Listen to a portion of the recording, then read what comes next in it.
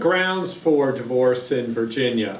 I've listed 5 different grounds on the whiteboard. The first one, which is probably the most common one and is referred to as a no-fault divorce, is a separation, either a 6-month or a 1-year period. The normal separation period is 1 year. So if the spouses have remained separate and apart with at least one of them having the intention that the separation be permanent, and they're separate and apart for a year, they're eligible for a divorce in Virginia.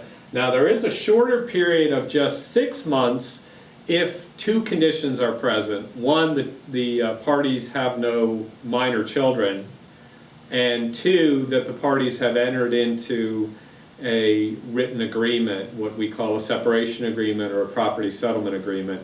And the 6 months in that case may run from the date of separation, not the date that they entered into the agreement.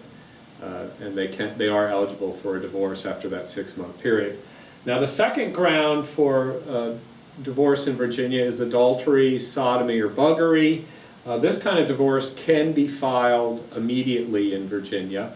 And so can the third ground, which is a felony conviction.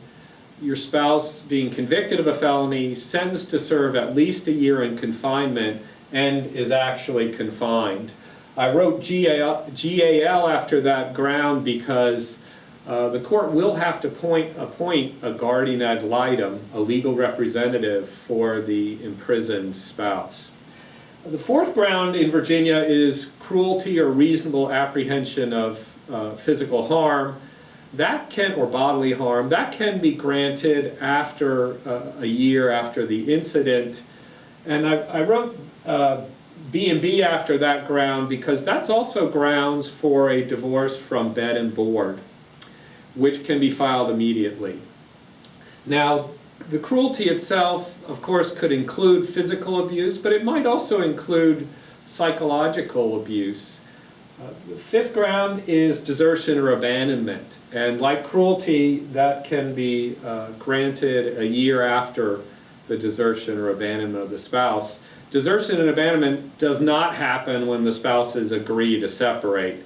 And the spouse who's left has to have the intention that to desert or abandon his or her spouse. So a temporary absence due to work requirements or visiting somebody wouldn't constitute the necessary intent for a desertion or abandonment. I indicated B&B after desertion and abandonment too, because that's also a ground for what's known as a divorce from bed and board in Virginia, which can be filed immediately.